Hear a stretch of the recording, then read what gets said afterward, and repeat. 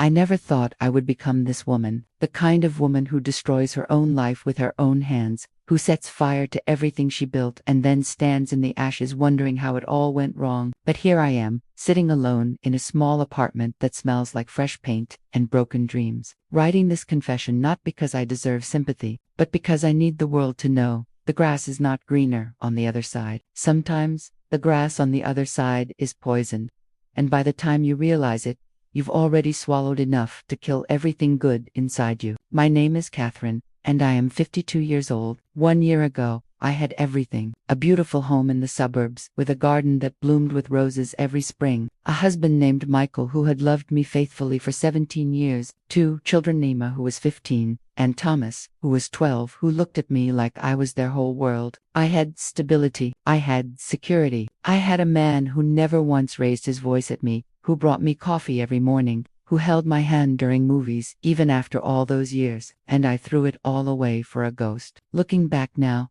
I can see the exact moment when the seed of destruction was planted in my heart. It was a Tuesday evening in March, completely ordinary in every way. Michael was working late at the office, as he often did. The kids were upstairs doing homework. I was scrolling through social media, bored and restless, when a message appeared in my inbox. "Catherine, is that really you? It's Daniel. Daniel Morrison. I can't believe I found you after all these years.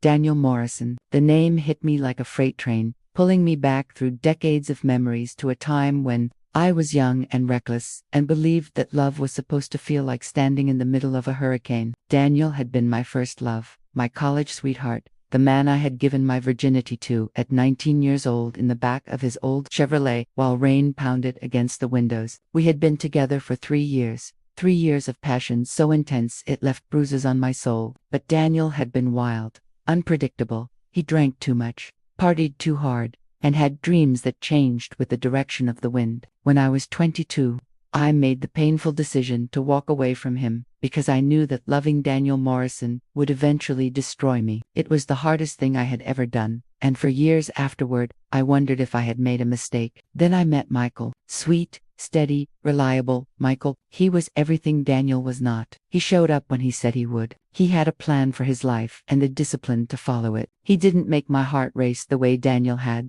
but he made me feel safe. He made me feel like I could build a life with him, and so I did. For 17 years, I convinced myself that I had made the right choice. I told myself that the quiet contentment I felt with Michael was what real love looked like, not the fireworks and chaos of my youth, but something deeper, something sustainable. But that night, when Daniel's message appeared on my screen, something inside me cracked open. I should have ignored the message. I should have blocked his profile and gone back to my ordinary, blessed life. But I didn't.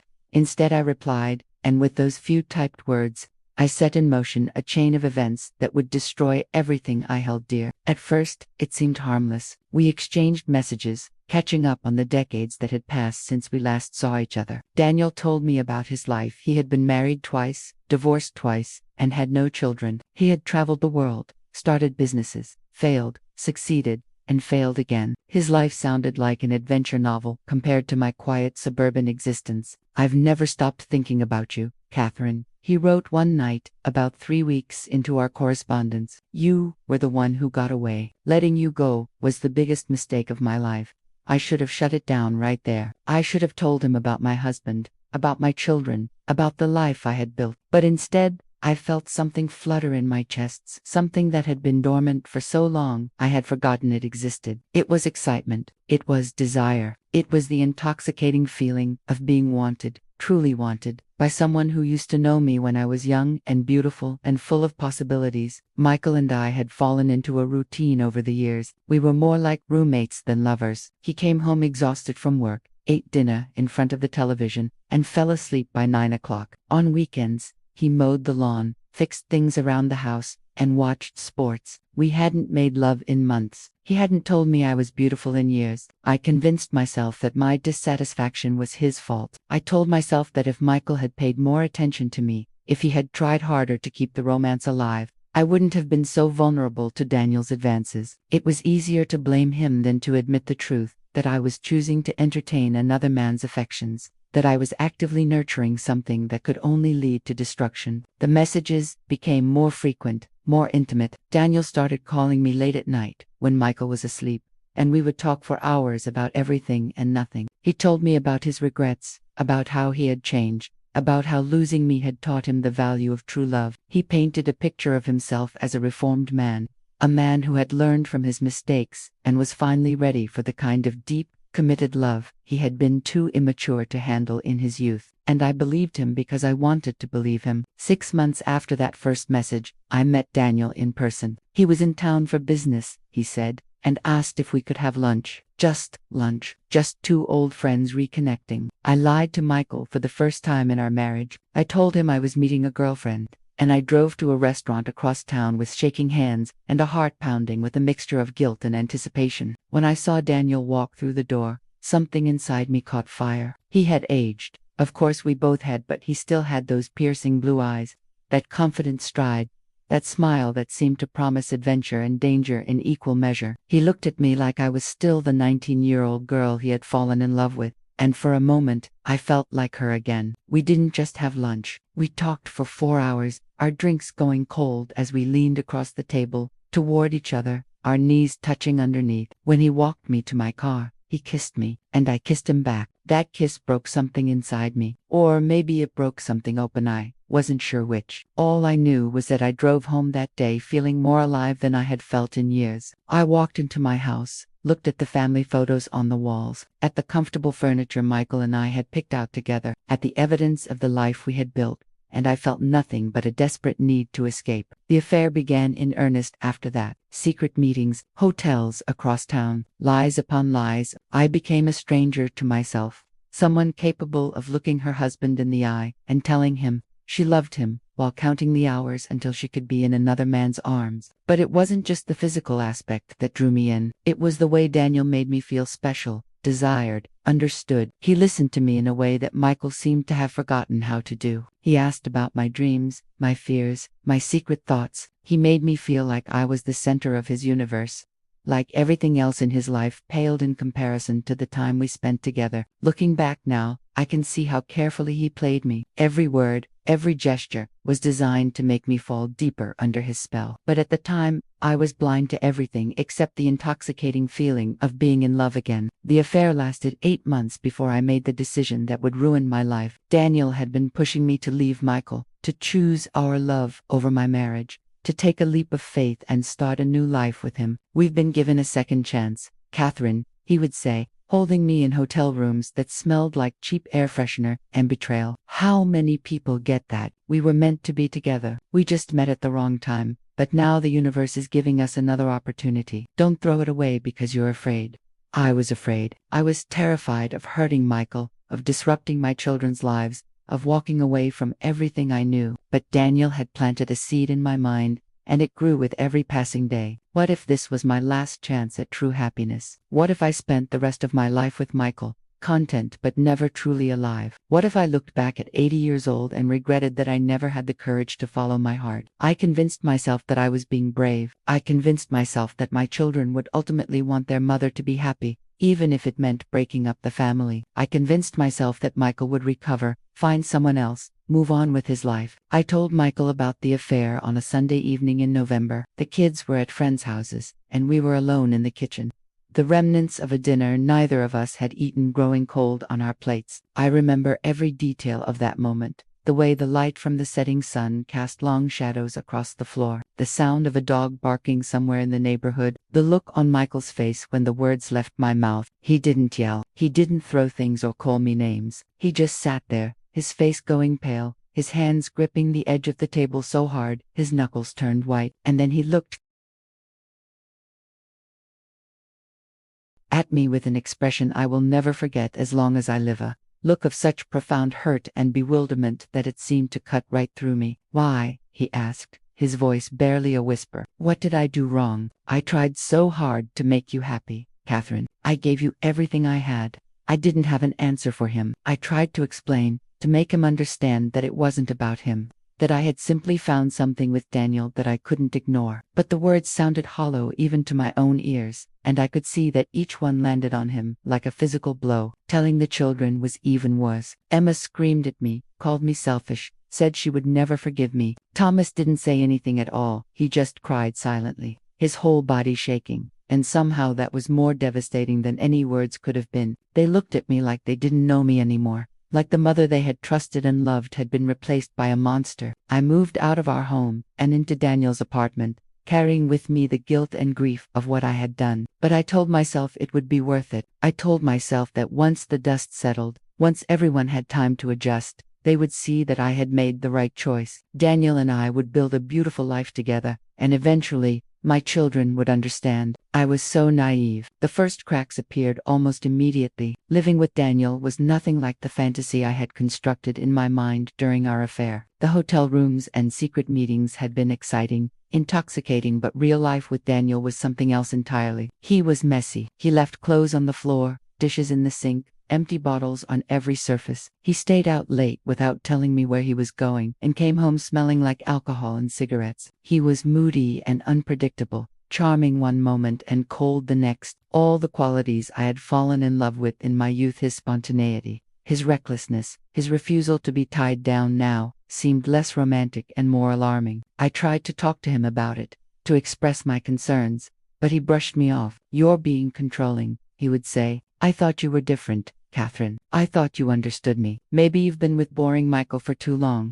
The comparisons to Michael started to gnaw at me. Every time Daniel dismissed my feelings, I thought about how Michael had always listened, always taken my concerns seriously. Every time Daniel stumbled home drunk at 3 in the morning, I thought about Michael's steady presence, his reliability, his quiet strength. Every time Daniel snapped at me for asking too many questions, I thought about Michael's patience, his gentleness, his unwavering commitment to our family. But I had made my choice. I had blown up my entire life for this man, and I was determined to make it work. Then I found the messages. I wasn't snooping, not really. Daniel had left his phone on the kitchen counter, and when it buzzed, I glanced at the screen out of habit. What I saw made my blood run cold. There were messages from other women, multiple women, flirtatious, suggestive, intimate messages that made it clear Daniel had been cheating on me since almost the very beginning of our relationship. When I confronted him, he didn't even bother to deny it. He actually laughed and said, "Come on,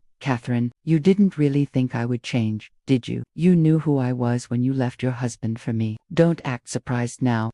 And in that moment, I realized the horrible truth. I had been a fool. I had sacrificed everything: my marriage, my family, my children's happiness, for a man who had never really loved me. I had been nothing more than a conquest to him, a trophy, proof that he could still attract women even after all these years. He had told me exactly what I wanted to hear, played on my insecurities and my hunger for excitement, and I had walked right into his trap. I left Daniel's apartment that same night, carrying nothing but a suitcase and the shattered remains of myself. I had nowhere to go. I couldn't go back to the home I had shared with Michael, couldn't face my children, couldn't bear the thought of anyone seeing what I had become. I checked into a cheap motel and spent the night crying, the full weight of my choices pressing down on me like a physical force. I had given up a man who had loved me faithfully for 17 years, who had been a wonderful father to my children, who had done nothing wrong except fail to make my heart race the way it had when I was young and stupid. And for what? For a fantasy that had never been real in the first place. The months that followed were the darkest of my life. Michael filed for divorce, and I didn't contest anything. How could I? I had destroyed our marriage, and he deserved to keep everything we had built together. He got the house, primary custody of the children,